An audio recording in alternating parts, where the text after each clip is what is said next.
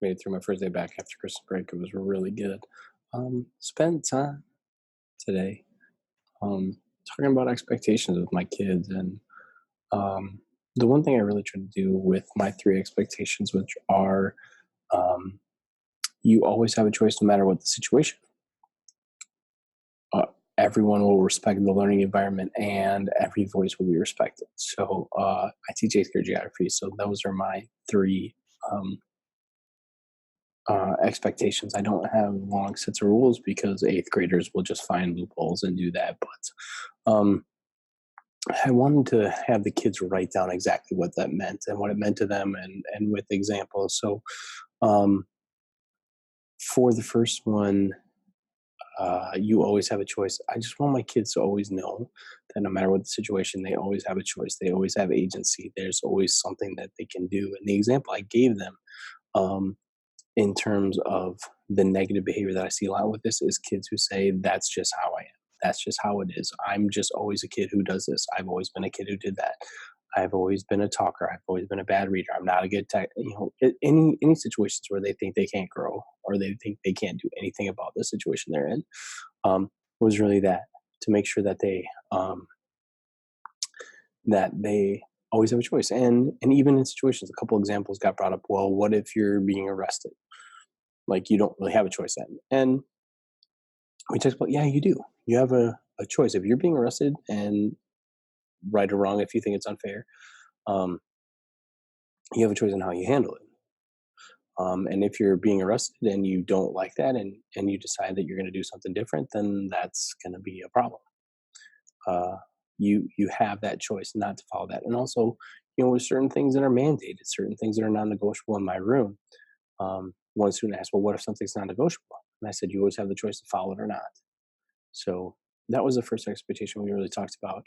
The second one is respect the learning environment, and I want to make sure the kids know that with that expectation, it just simply means you won't do anything that takes away from someone else's opportunity to learn. Because a lot of what I hear with my kids is, "Well, I wasn't bothering anybody. I wasn't doing this. It didn't matter. It didn't make a difference. It wasn't bothering me. I was just talking to these people or that person. We were just," um, and they don't realize the impact that it has on certain kids, and the learning environment itself, and not just me having to correct, but just those little things. And that's a huge one where you can't do anything in this class that takes away from someone else's opportunity to learn. So we gave some examples of what that looks like and what it doesn't look like.